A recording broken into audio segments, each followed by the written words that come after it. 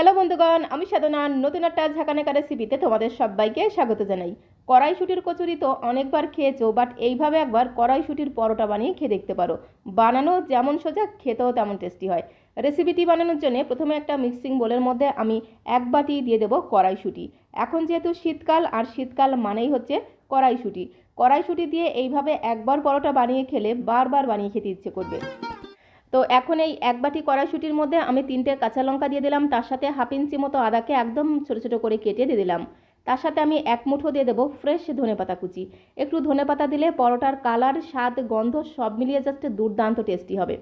তো তারপরে দেখো একদমই সামান্য পরিমাণে জল দিয়ে মিক্সিং জারের ঢাকনাটা বন্ধ করে সব কিছুকে একসাথে মিহি করে পেস্ট করে নিতে হবে, যাতে একটুও দানা দানা ভাব না থাকে। তো দেখো কড়াইশুঁটিটাকে খুব সুন্দর করে একদম মিহি করে পেস্ট করে নিয়েছি। এখন একটা বাটির মধ্যে আমি ঢেলে নেব। তো বন্ধুগণ, কড়াইশুঁটির কচুরি তো অনেকবার খাওয়া হয়েছে, বাট এই পদ্ধতিতে একবার কড়াইশুঁটির পরোটা বানিয়ে খেয়ে দেখতে পারো। স্বাদে গন্ধে জাস্ট অপূর্ব হয়, সাথে সাথে কালারটাও কিন্তু দুর্দান্ত হয়। কড়াইশুঁটিটাকে একদম মিহি করে পেস্ট করে একটা সাইডে আমি রেখে দিলাম। তারপরে দেখো এখানে আমি একটা ডো বানিয়ে নেব। ডোটা বানানোর জন্য একটা মিক্সিং বোল নিয়েছি, তার মধ্যে আমি 1 বাটি দিয়ে দিলাম ময়দা। ময়দার সাথে আমি হাফ বাটি দিয়ে দেবো আটা। আজকের এই পরোটাগুলো আমি আটা আর ময়দা মিশিয়ে করছি। তোমরা চাইলে কিন্তু শুধু আটা দিয়েও বানাতে পারো, আবার চাইলে কিন্তু শুধু ময়দা দিয়েও বানাতে পারো, তাতে কোনো সমস্যা নেই। এর মধ্যে স্বাদ মতো দিয়ে দিলাম লবণ, আর হাফ চামচ দিয়ে দিলাম চিনি। চিনিটা কিন্তু অবশ্যই দেবে, তাহলে বেশ একটু হালকা মিষ্টি মিষ্টি খেতে হবে, খেতে কিন্তু দারুণ লাগবে। তার সাথে 2 চামচ দিয়ে দিলাম রিফাইন্ড অয়েল, মানে সাদা তেল। এবারে সমস্ত শুকনো উপকরণগুলোকে খুব ভালো করে জাস্ট এইভাবে একটু মিশিয়ে নেব। তো সমস্ত শুকনো উপকরণগুলো দেখো খুব সুন্দর করে মিশিয়ে নিয়েছি। তো এখন আমি এর মধ্যে অল্প অল্প করে মটরশুঁটির পেস্ট দিয়ে একটা ডো বানিয়ে নেব। একবারে কিন্তু বেশি ঢেলে দেবো না, এইভাবে অল্প অল্প করে মটরশুঁটির পেস্ট দিয়ে খুব সুন্দর করে চেপে চেপে ঠেসে ঠেসে মেখে একটা সফট ডো আমাদের বানাতে হবে। এর মধ্যে কিন্তু কোনো রকম জল দেওয়া যাবে না, শুধুমাত্র মটরশুঁটির পেস্ট দিয়ে ডোটাকে বানাতে হবে। তাহলে দেখবে কালারটাও সুন্দর হবে, তার সাথে এই পরোটাগুলো খেতেও কিন্তু দারুণ লাগবে। তো এইভাবে কিন্তু অল্প অল্প করে মটরশুঁটির পেস্ট দিয়ে খুব ভালো করে চেপে চেপে ঠেসে ঠেসে মেখে একটা সফট ডো আমি বানিয়ে নেব। তো খুব সুন্দর করে চেপে চেপে ঠেসে ঠেসে মেখে একটা সফট ডো দেখো বানিয়ে নিলাম। আর এই ডোটা যত ভালোভাবে মাখা হবে, পরোটাগুলো কিন্তু ততটাই ফুলবে। একটু নরম করে যদি ডোটাকে মাখা হয়, তাহলে পরোটাগুলো দেখবে একদম বালিশের মতো ফুলতে শুরু করবে। আজকে আমি 1 বাটি মটরশুঁটির পেস্ট বানিয়েছিলাম, সেখান থেকে মাত্র 2 চামচের মতো মটরশুঁটির পেস্ট বেশি আছে। এটা আমি রেখে দিলাম, অন্য রেসিপিতে ব্যবহার করব। আর এই ডোয়ের উপরটা যাতে শুকিয়ে না যায়, তার জন্য একদমই সামান্য পরিমাণে একটু সাদা তেল এইভাবে লাগিয়ে রেখে দেবো, তাহলে দেখবে ডোয়ের উপরটাও কিন্তু খুব সুন্দরভাবে নরম থাকবে। তো তারপরে ডোটাকে একটু ধামা চাপা দিতে হবে, মানে ঢাকনাটা বন্ধ করে 10 মিনিটের জন্য একটু রেস্টে রেখে দেবো। ডোটা এদিকে রেস্ট নিতে থাক, ততক্ষণে আমি একটা ব্যাটার তৈরি করে নেব। তো ব্যাটারটা তৈরি করার জন্য দেখো এখানে একটা ছোট্ট স্টিলের বাটি নিয়েছি। বাটির মধ্যে আমি 3 চামচ ভর্তি করে দিয়ে দিলাম কর্নফ্লাওয়ার। কর্নফ্লাওয়ারের পরিবর্তে তোমরা কিন্তু ময়দা দিয়েও ব্যাটারটা বানাতে পারো, তাতে কোনো সমস্যা নেই। তো এখন এই কর্নফ্লাওয়ারের মধ্যে আমি অল্প অল্প করে সাদা তেল দিয়ে একটা ব্যাটার বানিয়ে নেব। খুব সুন্দর করে চামচ দিয়ে ঘোটানাটা করে ব্যাটারটাকে বানাতে হবে। সাদা তেলের পরিবর্তে তোমরা কিন্তু গলানো ঘি দিয়েও ব্যাটারটা বানাতে পারো, তাহলে দেখবে এই পরোটার স্বাদ আর গন্ধ আরও দ্বিগুণ বেড়ে যাবে। তো আমি সাদা তেল দিচ্ছি, সাদা তেল দিয়ে খুব সুন্দর করে ঘোটানাটা করে ঠিক এইরকম একটা ঘনত্বের ব্যাটার আমাদের তৈরি করতে হবে। খুব সুন্দর দেখো একটা ব্যাটার আমি তৈরি করে নিয়েছি। আর আমি যেহেতু ময়দার মধ্যে ময়াম দিইনি, এই ব্যাটারটা যদি পরোটার মধ্যে দেওয়া হয়, পরোটাগুলো দেখবে একদম বালিশের মতো ফুলবে। তো ব্যাটারটাকে একটা সাইডে আমি রেখে দিলাম। আর এদিকে দেখো 10 মিনিট হয়ে গেছে, ডোটাকে আমি একটু রেস্টে রেখে দিয়েছিলাম।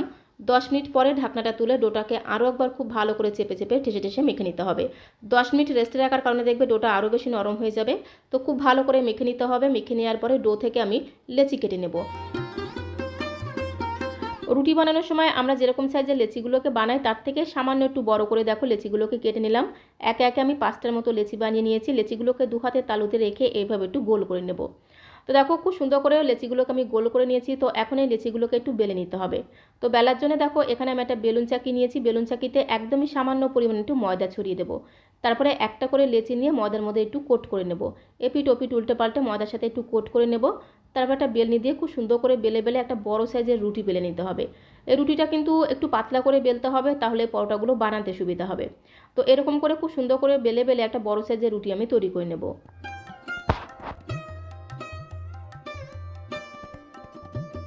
তো দেখো একটা বড় সাইজের পাতলা রুটি আমি তৈরি করে নিয়েছি। তো এখন এই রুটির উপরে আমি যে কর্নফ্লাওয়ার আর সাদা তেলের ব্যাটার তৈরি করে রেখেছিলাম, সেখান থেকে 1 থেকে 1.5 চামচের মতো ব্যাটার রুটির উপরে সারা গায়ে খুব সুন্দর করে লাগিয়ে নিতে হবে। ময়দার মধ্যে যেহেতু ভালো করে ময়াম দেওয়া হয়নি, তাই এইভাবে যদি একটু ব্যাটার তৈরি করে পরোটার মধ্যে দেওয়া হয় তাহলে দেখবে পরোটাগুলো একদম বালিশের মতো ফুলবে আর খেতেও কিন্তু দারুণ টেস্টি হবে।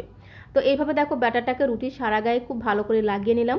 তারপরে এইভাবে একটু ভাঁজ করে নিতে হবে।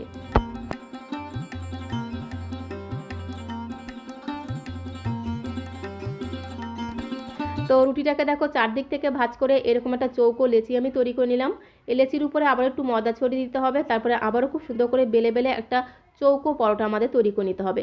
একটু পাতলা করে পরোটাগুলোকে তৈরি করতে হবে, তাহলে দেখতেও ভালো লাগবে, সাথে সাথে পরোটাগুলো খেতেও কিন্তু দারুণ লাগবে। তো দেখো এইরকম চৌকো শেপ আর একটু পাতলা করে পরোটা বেলে নিলাম। তো এখন এই পরোটাটাকে সরাসরি আমি একটু সেঁকে নেব। তার জন্য গ্যাসের ফ্লেমটা অন করে দিয়ে একটা ননস্টিকের প্যান বসিয়ে দিলাম। প্যানের মধ্যে আমি পরোটাটাকে দিয়ে দিলাম। গ্যাসের ফ্লেমটা মিডিয়াম টু লোতে রেখে পরোটাটাকে এপিট ওপিট উল্টে পাল্টে প্রথমে একটু সেঁকে নিতে হবে। পরোটা ওদিকে একটু সেঁকা হতে থাক, ততক্ষণে আমি আরও একটা পরোটা বেলে নেব। এইভাবে দেখো অল্প করে একটু ময়দা ছড়িয়ে দিতে হবে। তারপরে একটা করে লেচি নিয়ে ময়দার মধ্যে লেচিটাকে প্রথমে একটু কোট করে নিতে হবে।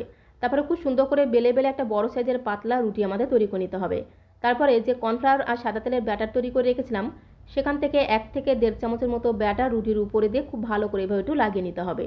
তো দেখো খুব সুন্দর করে ব্যাটারটাকে লাগিয়ে নিয়েছি। তারপরে সাইড থেকে এইভাবে একটু চারকোনা করে ভাঁজ করে নিতে হবে।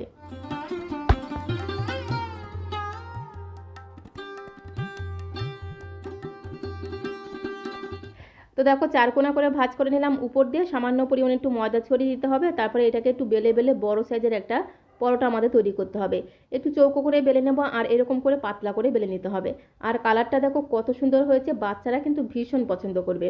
এদিকে দেখো পরোটার একটা পিঠ কিন্তু সেঁকা হয়ে গেছে, উল্টে দিয়ে বাকি পিঠটাকেও সেঁকে নেব। আর এপিঠ ওপিঠ উল্টে পাল্টে একটু হালকা করে সেঁকতে সেঁকতেই দেখবে পরোটাটা কিন্তু একদম বালিশের মতো ফুলতে শুরু করবে। তো দেখো এপিঠ ওপিঠ উল্টে পাল্টে একটু পরোটাটাকে প্রথমে হালকা করে সেঁকে নিলাম। এবারে আমি এর উপরে 1 থেকে 1.5 চামচের মতো সাদা তেল দিয়ে পরোটাটাকে ভেজে নেব। তোমরা চাইলে কিন্তু ঘি অথবা বাটার দিয়েও ভেজে নিতে পারো, আর তেলের পরিমাণটা তোমরা আরও বাড়িয়েও দিতে পারো। আমি 1 থেকে 1.5 চামচের মতো সাদা তেল দিয়ে এপিঠ ওপিঠ উল্টে পাল্টে পরোটাটাকে ভেজে নেব। আর ভাজতে ভাজতেই দেখবে কি সুন্দর একটা ঘ্রাণ তোমরা পাবে। এর মধ্যে যেহেতু ধনেপাতা বাটা দিয়ে আছে, ধনেপাতার একটা দারুণ ঘ্রাণ তোমরা পাবে। আর কালারটা এত সুন্দর হয়, বাড়ির ছোট থেকে বড় সবাই দেখবে একদম চেয়ে চেয়ে খাবে। তো দেখো একটা পরোটা আমি ভেজে তুলে নিয়েছি। ঠিক একই রকমভাবে সবগুলো পরোটা আমি ভেজে নেব। আরও একটা পরোটা তোমাদের ভেজে দেখিয়ে দিচ্ছি। এভাবে দেখো একটা করে পরোটা প্যানের মধ্যে দিয়ে গ্যাসের ফ্লেমটা মিডিয়াম টু লোতে রেখে উল্টে পাল্টে পরোটাগুলোকে এরকম করে একটু হালকা করে সেঁকে নিতে হবে। একটু খুন্তি দিয়ে আলতু হাতে একটু চেপে চেপে পরোটাগুলো একটু সেঁকে নিলেই দেখবে বালিশের মতো ফুলতে শুরু করবে। তারপরে 1 থেকে 1.5 চামচের মতো সাদা তেল দিয়ে পরোটাগুলোকে এপিঠ ওপিঠ উল্টে পাল্টে ভেজে নেব।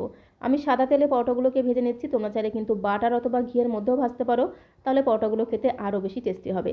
এপিঠ ওপিঠ উল্টে পাল্টে পরোটাগুলোকে দেখো এরকম করে একটু হালকা লালচে করে ভেজে নিতে হবে। আর এই পরোটাগুলো কিন্তু যেমন সুন্দর স্বাদ হয়, সাথে সাথে ঘ্রাণটাও কিন্তু দুর্দান্ত হয়।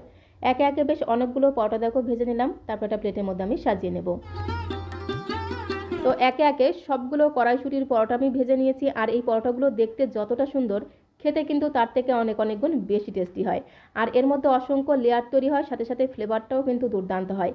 একটি পরোটা তোমাদের ছিঁড়ে দেখিয়ে দেবো, তার আগে তোমাদের কাছে রিকোয়েস্ট করব, আজকের এই কড়াইশুঁটির পরোটা রেসিপিটা তোমাদের কাছে কেমন লাগলো অবশ্যই কমেন্ট বক্সে লিখে জানিও। ভালো লাগলে একটা লাইক আর শেয়ার করে দেওয়ার অনুরোধ রইল। নতুন বন্ধু হয়ে থাকলে চ্যানেলটিকে সাবস্ক্রাইব করে দিয়ে পাশে থাকার অনুরোধ রইল। তাহলে যখন এরকম সুন্দর সুন্দর নতুন নতুন রেসিপি আপলোড করব, সঙ্গে সঙ্গে নোটিফিকেশন আগে তোমার কাছে পৌঁছে যাবে। রেসিপিটি ভালো লাগলে একবার হলেও বাড়িতে ট্রাই করে দেখতে পারো, আশা করি তোমাদেরও ভীষণ ভীষণ ভালো লাগবে। তো আজকের মতো এই পর্যন্ত, সবাইকে অসংখ্য ধন্যবাদ।